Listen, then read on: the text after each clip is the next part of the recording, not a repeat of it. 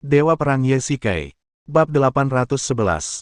Yang paling dikhawatirkan Su Qingyu adalah apakah Zeus akan menaruh dendam terhadap Ye Shikai dan membalas dendam padanya. Dia tidak khawatir dengan keselamatannya sendiri. Dia lebih mengkhawatirkan keselamatan Ye Shikai. Selama Zeus belum mati, dia akan terus khawatir. Namun untungnya, Yanjing memiliki kekuatan Biro Keamanan Nasional dan Istana Dunia Bawah, jadi Zeus tidak berani menginjakkan kaki di tanah ini dengan mudah. Ye Shikai sedikit takut. Kemunculan Zeus bukanlah suatu kebetulan, artinya ia telah mengikutinya secara diam-diam. Namun dari apa yang terjadi hari ini, kemunculan Zeus membuat Su Qingyu memaafkannya secara tidak sengaja. Ye Shikai mandi, di satu sisi untuk membersihkan tubuhnya, dan di sisi lain untuk mengatur nafas internalnya. Dia telah menderita kerugian besar dalam pertempuran sebelumnya, dan 80% kekuatan internal di dantiannya terkuras dalam sekejap. Untungnya tidak ada bagian tubuh vital yang cedera, jadi ia hanya perlu istirahat perlahan. Ye Shikai berjalan ke kamar tidur, mengangkat selimut dan ingin masuk, tetapi tiba-tiba ditendang oleh Su Qingyu. Keluar! Su Qingyu berteriak dengan marah. Ye Shikai mula-mula tertegun, namun kemudian dia tidak dapat menahan tawa. Dia tidak menyangka Su Qingyu begitu shock. Qingyu, jangan marah. Ye Shikai langsung menuju tempat tidur dan memeluk si cantik dalam pelukannya tanpa memperdulikan dorongan lembut Su Qingyu.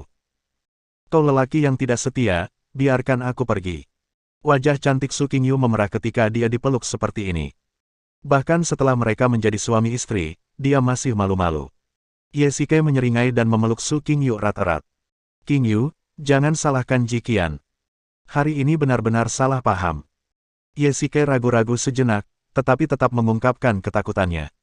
Dari apa yang terjadi hari ini, Su Qingyu tidak diragukan lagi membenci Jiqian sampai ke akar-akarnya. Lagi pula, Jiqianlah yang berinisiatif menciumnya, dan dia melihatnya, jadi label, nyonya, bisa dikatakan telah disematkan padanya. Namun Ye Shikai tidak ingin kedua wanita itu saling membenci. Di satu sisi, Ye Shikai juga bertanggung jawab atas apa yang terjadi hari ini dan tidak bisa menyalahkan Jiqian sepenuhnya. Di sisi lain, jika hubungan antara kedua wanita itu memburuk, akan sulit bagi Ye Shikai untuk terjebak di tengah-tengahnya. Saya tidak menyalahkannya. Su Qingyu gemetar dan berkata ringan. Sebenarnya, dialah yang seharusnya membenciku. Jika kamu tidak bertemu denganku, orang di sebelahmu sekarang adalah dia. Ada sedikit rasa cemburu dalam kata-kata Su Qingyu. Ye Shikai dengan lembut memeluknya. Baik sekarang maupun di masa lalu, waktu terus bergerak maju. Terlalu terobsesi dengan masa lalu sama saja dengan menaruh kereta di depan kuda. Baiklah, ayo tidur. Kita harus kembali besok pagi. Ye Shikai menghela nafas dan memunggungi wanita cantik di sampingnya. Hari berikutnya. Ketika Ye Shikai kembali ke Yanjing, dia merasa seperti berada di dunia lain. Dia hanya pergi sehari, tetapi terasa seperti dia telah pergi selama setahun. Mungkin karena aku telah melalui banyak hal. Jiqian tidak mengantar mereka ke Yanjing. Tidak diketahui apakah dia tidak memiliki keberanian untuk menghadapi Su Qingyu atau untuk menghindari kecurigaan, tetapi dia bahkan tidak menjawab telepon. Bukankah kau masih punya kasus yang harus dipecahkan? Sebaiknya kau pergi secepatnya. Su Qingyu tampak lega dan berkata ringan di bagian bawah gedung perusahaan. Ye Shikai awalnya ingin membawanya ke atas, tetapi dia menghentikannya. Baiklah, kalau begitu aku pergi. Ye Shikai tiba-tiba merasa kehilangan, tetapi tetap mengangguk. Dia seharusnya tiba di Yanjing tadi malam, tetapi karena insiden ini, dia terlambat untuk waktu yang lama. Dia takut Zhang Ting pasti sudah menunggu dengan cemas di Biro Keamanan Nasional. Badan Keamanan Nasional. Hei, kenapa kamu tidak menyalahkanku karena pulang terlambat? Ye Shikai, yang sudah bersiap untuk meminta maaf, mendapati kantornya damai. Zhang Ting hanya menyapanya dengan acuh tak acuh, tidak marah dan memecahkan cangkir. Cek. Ini sering terjadi, bukan hal baru bagi kami. Zhang Ting mencibir dan tampak meremehkan. Oh, omong-omong, apakah pengusir setan itu memposting sesuatu? Ye Shikai teringat taruhan awalnya. Jika dia tidak tertangkap dalam 3 hari, dia akan memposting berita pelariannya dan pembunuhan Chen Lianfang di internet. Mereka melukai pengusir setan itu dengan parah hari itu, tetapi tidak menangkapnya. Ini aneh sekali. Secara logika, kami belum menangkapnya, tetapi dia juga belum mengunggah apapun. Zhang Ting menggaruk kepalanya dan berkata dengan bingung. Saya pikir itu mungkin karena 4 lengan. Pada saat ini, Tianjing masuk dari luar. 4 lengan apa? Zhang Ting tampak sedikit penasaran. Ketika dia tiba bersama personel bersenjata dari Biro Keamanan Nasional, pengusir setan itu telah melarikan diri, jadi dia tidak tahu bahwa pengusir setan itu memiliki 4 lengan. Padahal, karena masalah itu terlalu aneh, maka baru dilaporkan kepada Jin Li saat itu, yang mana terhitung ada 8 orang yang hadir saat itu, sehingga totalnya ada 9 orang. Baiklah, tidak apa-apa, petugas Zhang, Anda teruskan saja pengawasan di sini. Saya punya sesuatu untuk disampaikan kepada Tuan Ye secara pribadi. Tianjing terbatuk 2 kali dan berkata ringan. Mengapa kau memintaku keluar secara misterius? Ye Shike ditarik ke sudut kosong oleh Tianjing dan bertanya dengan rasa ingin tahu. Apakah kamu masih ingat Mothman? Tianjing melihat sekeliling dan berkata secara misterius. Omong kosong, aku hampir dipukuli sampai mati oleh monster itu. Ye Shike memutar matanya, berpikir bahwa jika dia tidak cerdas, dia akan terbunuh. Namun sekali lagi, pada hari pernikahannya, ia terluka parah oleh wanita bertopeng misterius itu, dan ada beberapa Mothman di dekatnya. Siapa pembunuh wanita itu? Kenapa dia melakukan hal ini? Dari mana Mothman berasal? Ingat, proyek HST Zhao Rou mengubah orang menjadi Mothman. Aku penasaran apakah pengusir setan ini juga akan berubah seperti Mothman. Setelah mendengarkan ini, Ye Shike memegang dagunya dan berpikir keras. 8 orang itu bertarung melawan pengusir setan selama ratusan ronde, dan Ye Shike telah menggunakan seluruh kekuatannya untuk bertarung. Kekuatan, kecepatan, dan keterampilannya sama persis. Bahkan dia tidak dapat mempercayainya, tetapi itulah faktanya. Pengusir setan itu benar-benar memiliki 4 tangan. Tetapi bagaimana mungkin orang normal memiliki 4 tangan? Kecuali mereka menggunakan bahan kimia khusus untuk memodifikasi gen mereka, ini membuat Ye Shike teringat pada seseorang. Pemimpin organisasi Roh Makam, Lian Mo. Kembali di kota Hong Kong, Nightmare berusaha sekuat tenaga untuk memotong salah satu lengannya, tetapi kejadian mengejutkan terjadi. Anggota tubuh tapir sebenarnya dapat tumbuh lagi, dan mereka pulih dalam waktu singkat. Kemampuan regeneratif semacam ini tidak mungkin dimiliki oleh orang normal. Kalau dipikir-pikir, fakta bahwa eksorsis memiliki 4 lengan mungkin benar-benar berhubungan dengan proyek HST. Meskipun Zhao Rou sudah meninggal, pasukan di belakangnya masih beroperasi. Terakhir kali tim SWAT menyerbu tempat yang diduga sebagai markas mereka disergap dan bom tersebut melukai beberapa petugas polisi. Tianjing melanjutkan. Bila memang demikian, maka bisa jadi ada orang lain di balik pengusir setan tersebut. Bab 812. Ye Shike selalu curiga bahwa proyek HST ada hubungannya dengan Bos Xing, tapi dia merasa terganggu dengan keberadaan pihak lain yang tidak dapat diprediksi dan sulit untuk mengetahuinya. Bahkan lebih sulit untuk mengambil inisiatif. Ye Shike lebih akrab dengan agen transformasi dalam proyek HST. Ini adalah obat yang dapat mengubah gen manusia, seperti yang ada dalam novel fiksi ilmiah. Sungguh, jahat betapa gilanya orang-orang di balik pengembangan obat itu. Ye Shike mempercayai 70% kata-kata Tianjing, dan semakin dia memikirkannya, semakin curiga dia. Jika eksorsis tidak ada hubungannya dengan proyek HST, lalu bagaimana dia mendapatkan 4 lengan? Itu tidak mungkin mutasi radiasi. Saya ingat ketika saya berada di kawasan industri biokimia Zhao Rou, saya melihat sekelompok peneliti ilmiah di bawah Zhao Rou yang secara khusus bertanggung jawab atas proyek HST. Tampaknya mereka dipaksa untuk melakukannya dan pada akhirnya mereka hampir dibungkam. Ye Shike teringat bahwa pada saat itu, produk obat pertama yang telah selesai baru saja diteliti. Kalau mereka datang sehari kemudian, obatnya mungkin bocor. Kalau dipikir-pikir sekarang, memang benar, manusia yang tentukan, Tuhan yang tentukan. Ngomong-ngomong, bukankah ada tim peneliti yang diselamatkan saat itu? Kita bisa mencari mereka. Ye Shike tiba-tiba berkata. Pemimpinnya, Dr. Li, diselamatkan oleh Ye Shike sendiri. Tidak, mereka juga dibungkam. Ye Shike tiba-tiba berkata, dengan firasat buruk di hatinya. Bukan seperti itu. Sejak kematian Zhao Rou, direktur telah mengeluarkan perintah ketat untuk melindungi semua orang di tim penelitian ilmiah. Tianjing segera berkata, bagus sekali, ayo cepat berangkat. Ye Shike berkata dengan penuh semangat. Saat dia hendak pergi, dia dihentikan oleh Tianjing. Tunggu, dokter. Li baik-baik saja, tapi ada yang salah dengan otaknya. Ada yang salah dengan otaknya. Tianjing berkata dengan agak malu, sambil menunjuk otaknya dengan ekspresi sedih di wajahnya. Gila. Ye Shikai berdiri di sana dengan linglung. Dokter. Li sebenarnya. Gila. Melihat Tianjing mengangguk sedikit, hati Ye Shikai langsung tenggelam ke dasar. Tidak, aku ingin pergi melihat di mana dia. Baiklah, aku akan mengantarmu ke sana. Tianjing melihat bahwa Ye Shikai begitu gigih, dia tidak punya pilihan selain membawa Ye Shikai ke rumah sakit jiwa. Ye Shikai cukup bijaksana untuk membeli sekeranjang buah dan datang mengunjungi dokter. Li. Permisi, dokter. Li Rongqi dirawat di bangsal yang mana? Ye Shikai bertanya di meja depan. Karena ini rumah sakit jiwa, pasti ada beberapa pasien yang agresif, jadi banyak juga staf perawat yang laki-laki muda.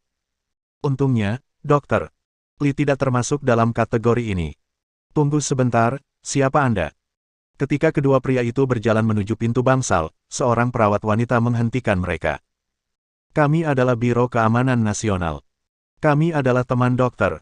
Li dan kami datang untuk mengunjunginya. Ye Shikai berkata sambil tersenyum. Li Rongqi sedang dikunjungi teman-teman. Sepertinya bukan kalian berdua yang datang sebelumnya. Perawat perempuan itu berkata dengan rasa ingin tahu. Hal ini membuat Ye Shikai dan Tianjing semakin penasaran. Mungkinkah orang lain pernah datang mengunjungi Li Rongqi sebelumnya? Anda tahu, Zhao Rou telah memblokir semua kontak eksternal tim penelitian ilmiah sebelumnya. Tidak seorang pun di luar seharusnya tahu bahwa Li Rongqi telah masuk rumah sakit jiwa. Memikirkan hal ini, Ye Shikai punya firasat buruk. Orang-orang yang datang untuk mengunjungi dokter Li Rongqi mungkin datang untuk membunuhnya dan membungkamnya. Terlepas dari hal lainnya, Zhao Rou adalah orang yang bertanggung jawab terhadap proyek HST, tetapi dia juga dibungkam. Lalu, sebagai pemimpin tim penelitian ilmiah, apakah dia akan dibungkam? Saya khawatir dia pasti akan melakukan itu. Kami baru saja datang dari Lingnan. Wajar saja kalau Anda belum melihat kami. Ye Shikai membuat alasan dan berkata asal-asalan. Tianjing langsung mengerti maksudnya dan berulang kali menyetujuinya. Baiklah, lakukanlah secepatnya. Kondisinya belum stabil. Terlalu banyak bicara tidak akan membantu pemulihannya. Perawat wanita itu mengingatkan. Tentu saja, tentu saja.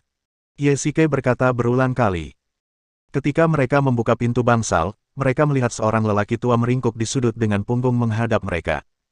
Saya tidak melakukan kejahatan apapun. Apotek, ada masalah dengan apotek. Li Rongqi perlahan menoleh dan melihat Ye Shikai. Dia tertegun pada awalnya, lalu menerkamnya seperti seekor citah yang melihat mangsanya, mencengkeram kerah baju Ye Shikai, matanya penuh ketakutan. Tianjing secara naluri ingin menghentikannya, tetapi dihentikan oleh Ye Shikai. Orang yang sakit mental tidak akan berbohong, dan apa yang dikatakannya sekarang mungkin adalah apa yang paling ingin diungkapkannya. Dr. Li, apakah Anda masih mengenali saya? Ye Shikai berkata dengan tenang. Kamu, haha, kamu bukan pengantar barang, haha. Tanpa diduga, sebelum dia mengatakan beberapa patah kata, Li Rongqi mulai menjadi gila dan berbicara omong kosong. Ye Shikai merasa tidak berdaya sejenak dan sulit memahami perilakunya. Tampaknya dia benar-benar punya masalah mental. Tuan Ye, menurut saya emosinya kurang stabil. Tianjing mendesah. Kalau mereka bisa mengerti apa yang dikatakan orang gila, maka mereka tidak jauh dari kata gila. Anda benar-benar ingin berkomunikasi dengannya. Pada saat ini, perawat wanita datang membawa beberapa obat psikiatris. Jika kamu bisa berkomunikasi, maka kamu juga gila. Tidak apa-apa, lihat saja. Dia mungkin tidak mengerti apa yang kamu katakan, dan kamu mungkin tidak mengerti apa yang dia katakan. Tidak apa-apa asalkan ada niat. Perawat perempuan itu berkata dengan tak berdaya, tetapi itu juga kebenaran. Benar-benar tidak ada yang dapat mereka lakukan terhadap kondisi Li Rongqi saat ini. Bagaimana menurutmu? Tidak ada gunanya apa yang kukatakan. Di luar rumah sakit jiwa, Tianjing mengeluh sambil memutar kunci mobil, mencoba menyalakan mesin. Tunggu. Ye Shikai tiba-tiba menghentikannya. Ada apa? Apa lagi yang ingin kamu katakan? Dr. Li sama sekali tidak gila. Wajah Ye Shikai berubah dan dia berkata dingin dengan nada yang sangat serius. Apa katamu? Tianjing terkejut ketika mendengar ini. Lihat ini. Ye Shikai mengeluarkan selembar kertas dari tangannya, yang penuh dengan tulisan kata-kata yang padat. Ini. Apa yang ingin disampaikan dokter Li kepada kita? Ye Shikai berkata dengan dingin, dia hanya memasukkannya ke tanganku. Dokter Li berpura-pura gila karena dia takut seseorang akan membunuhnya untuk membungkamnya.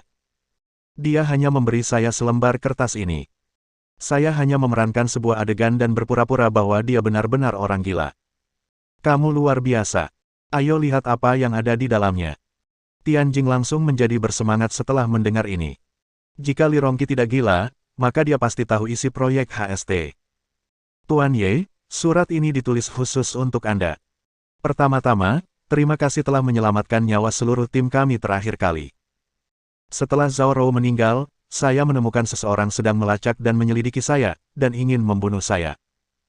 Dalam keputusasaan, saya hanya bisa berpura-pura gila dan bodoh untuk melarikan diri, tetapi saya punya firasat samar bahwa pihak lain tidak akan membiarkan saya pergi, jadi saya menulis surat ini secara khusus dan menunggu kedatangan Anda. Saya tahu Anda pasti ada di sini untuk bertanya kepada saya tentang proyek HST. Agar dapat terus menyembunyikan rahasia bahwa aku berpura-pura gila, semua komunikasi di antara kita harus dalam bentuk surat, dan surat-surat itu harus dimusnahkan setelah dibaca. Bab 813. Beberapa tahun yang lalu, tim saya dan saya mengalami kesulitan keuangan dan tidak punya pilihan selain melaksanakan proyek HST di Taman Industri Biokimia Zhao Rou. Sebagai ketua tim, saya tahu bahwa proyek ini melanggar hukum dan kemanusiaan, tetapi saya tetap melanjutkan penelitian. Itu semua salahku karena aku dibutakan oleh uang. Kemudian, saya mendengar bahwa Zhao Rou menggunakan hasil penelitian kami untuk membuat monster yang mengerikan. Saya memiliki tanggung jawab yang tidak dapat saya hindari. Setelah kejahatan Zhao Rou terungkap, meskipun tim peneliti kami diselamatkan, kami terpaksa bubar karena insiden ini. Saya bertanggung jawab atas segalanya. Saya pikir setelah Zhao Rou ditangkap, proyek HST akan hilang sepenuhnya, tetapi kemudian saya mendengar bahwa proyek HST dihidupkan kembali. Saya ingin menyelidiki masalah ini secara diam-diam, tetapi mereka juga mulai menemukan saya. Demi keselamatan, saya harus berpura-pura gila dan pergi ke rumah sakit jiwa. Suatu hari, dua pria mengatakan mereka datang untuk mengunjungi saya. Saat itu aku tahu kalau ada yang menguji aku, maka aku berpura-pura gila. Mungkin karena mereka menganggapku gila, atau mungkin karena situasinya tidak tepat, jadi mereka tidak membunuhku untuk membungkamku. Proyek HST bertujuan untuk menggabungkan kembali gen hewan dan manusia guna menciptakan monster setengah manusia setengah binatang.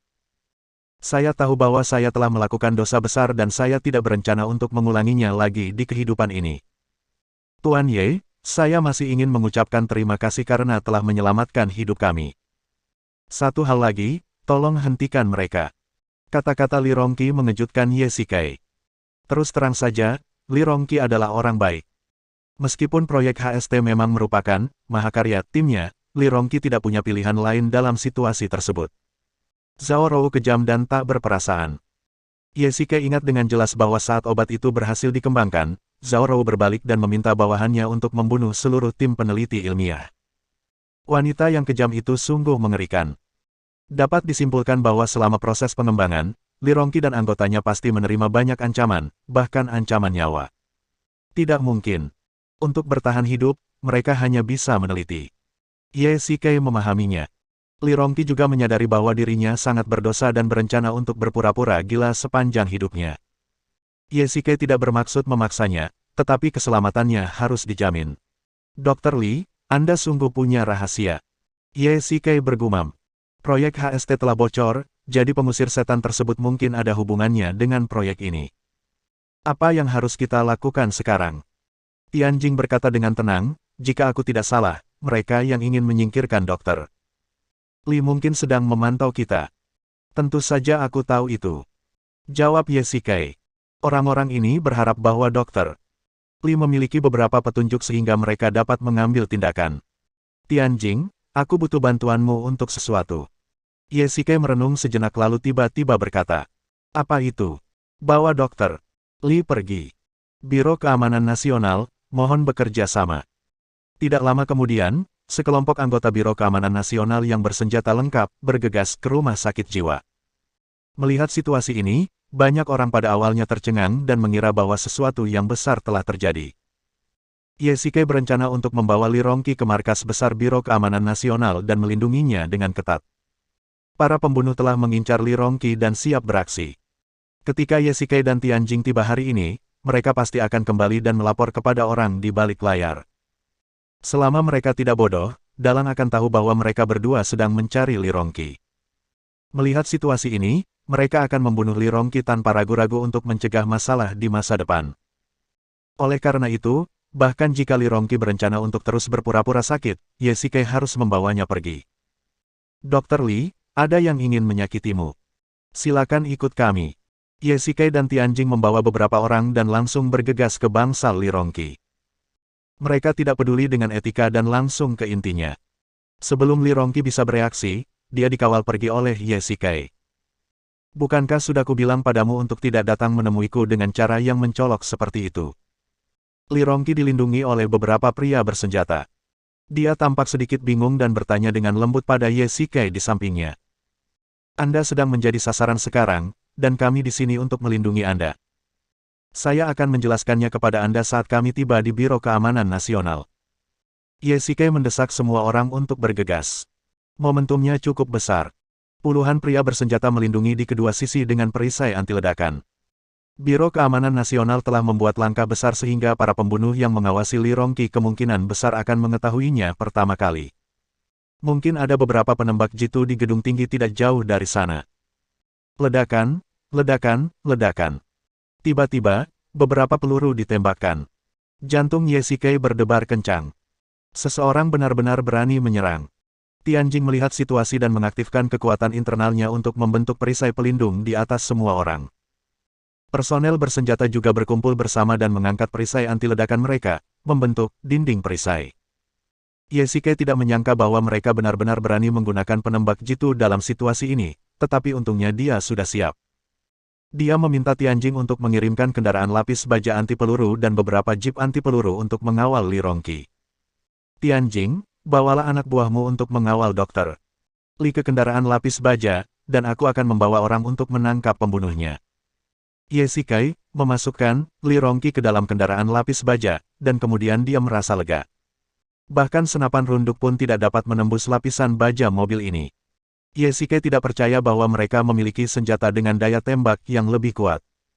Baiklah, hati-hati. Anda melindungi keselamatan Dr. Li. Ye Shikai berteriak sambil bergegas mengejar si pembunuh. Dilihat dari kepadatan peluru, setidaknya ada 3 penembak jitu yang menembaki 3 bangunan di depan. Sungguh mengasyikkan memikirkannya. Kalau saja dia datang agak terlambat, Dr. Li mungkin sudah mati di bawah todongan senjata. Kalian pergilah ke gedung itu, aku akan ke gedung ini. Ye Shikai berteriak keras.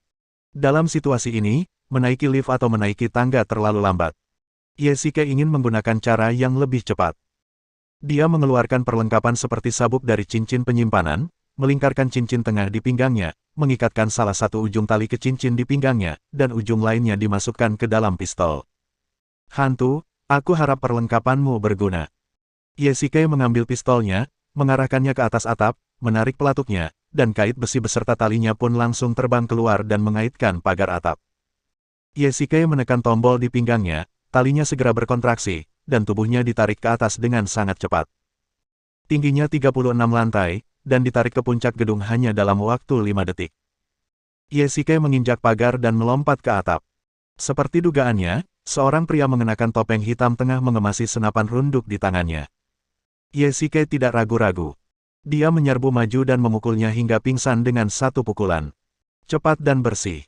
Pelaku penembakan bukanlah seorang petani, melainkan hanya penembak jitu biasa. Ledakan. Tiba-tiba peluru lain datang. Ye Shikai menghindar ke samping, mengambil penembak jitu di tanah, dan segera mencari tempat berlindung untuk bersembunyi. Bab 814. Aku sudah lama tidak menggunakan benda ini. Ye Shikai tersenyum tipis. Sejak ia mulai berlatih, senjata api tidak begitu mudah digunakan. Akan tetapi, dia tidak pernah melupakan keterampilan khas pasukan khusus gigi naga. Dia menarik bautnya. Berdasarkan arah peluru tadi, Ye Shikai menilai bahwa itu pasti penembak jitu lainnya. Namun, bagi seorang praktisi, masih sulit untuk melukainya hanya dengan peluru saja. Saya harap kamu juga seorang kultivator, kalau tidak. Ye Shikai berkata dengan dingin, berbalik, mengangkat senjatanya, membidik, menarik pelatuk, dan dalam sekali gerakan, langsung membunuh penembak jitu di atap gedung seberang. Laporkan, pembersihan telah selesai. Semua penembak jitu di sekitar telah dihabisi. Pada saat ini, suara seorang anggota Biro Keamanan Nasional terdengar dari earphone Yesikai. Bagus sekali, pergilah dan kawal dokter Lee segera. Yesikai langsung berkata, ya. Yesikai meminta beberapa personel Biro Keamanan Nasional untuk datang dan membersihkan mayat-mayat itu, tetapi dia memiliki hal-hal yang lebih penting untuk dilakukan. Hai, Tianjing, apa kabar di sana? Yesikai mengendarai sepeda motor, melaju kencang di tengah kemacetan lalu lintas. Sekarang dia ingin mengejar konvoi Biro Keamanan Nasional. Kalau orang-orang ini gagal menembak, mereka pasti akan menyerang konvoi pengawal di jalan. Tidak apa-apa. Kami tidak menghadapi serangan musuh. Tianjing menyalakan headsetnya. Dia dan Jing Xie, bersama beberapa personel Biro Keamanan Nasional, sedang duduk di dalam kendaraan lapis baja bersama Li Rongqi. Ada 4 kendaraan pengawal di sekitar mereka. Faktanya, Tianjing tidak merasa aman. Saat ia memimpin Biro Keamanan Nasional sebelumnya, ia juga pernah diserang.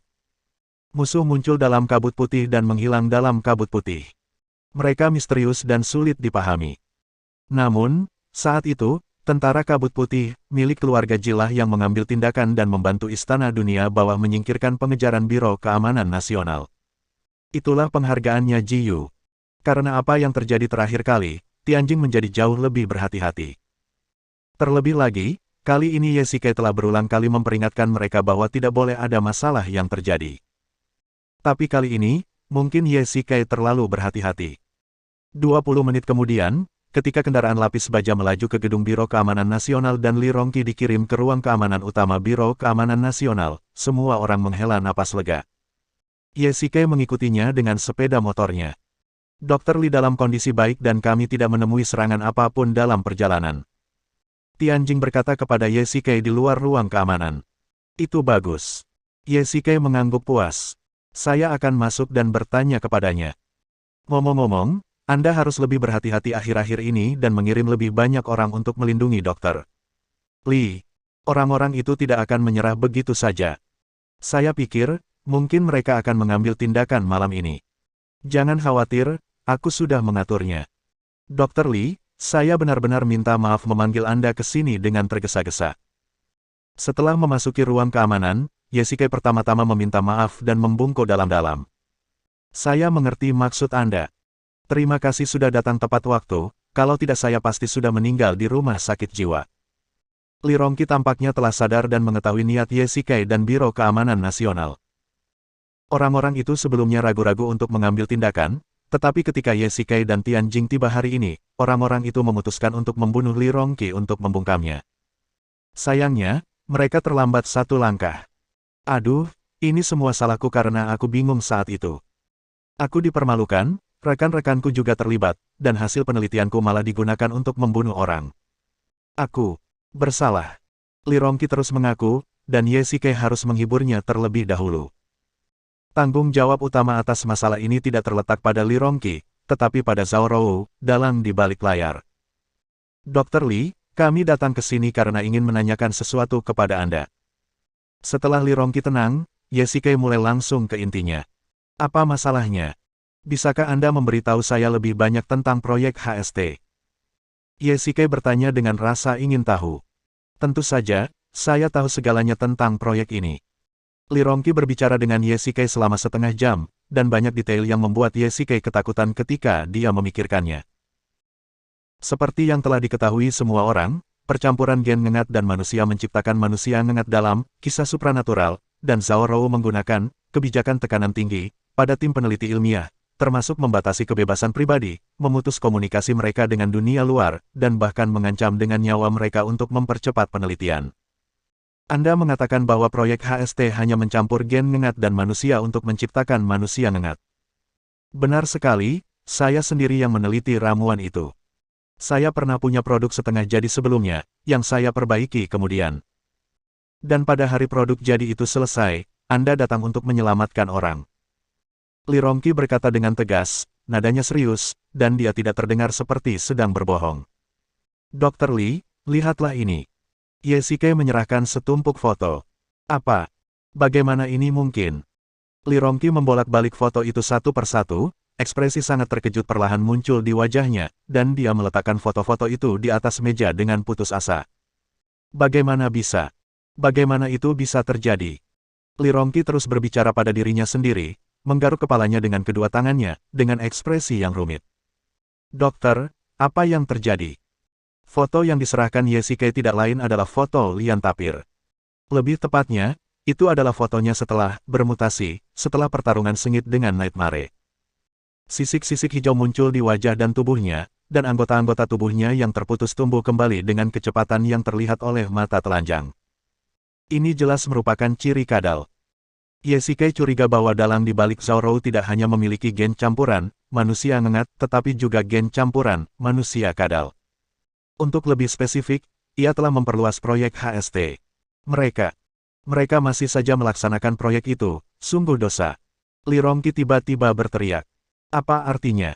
Setelah hasil penelitian keluar, kami punya cadangannya, tetapi seharusnya sudah saya hapus.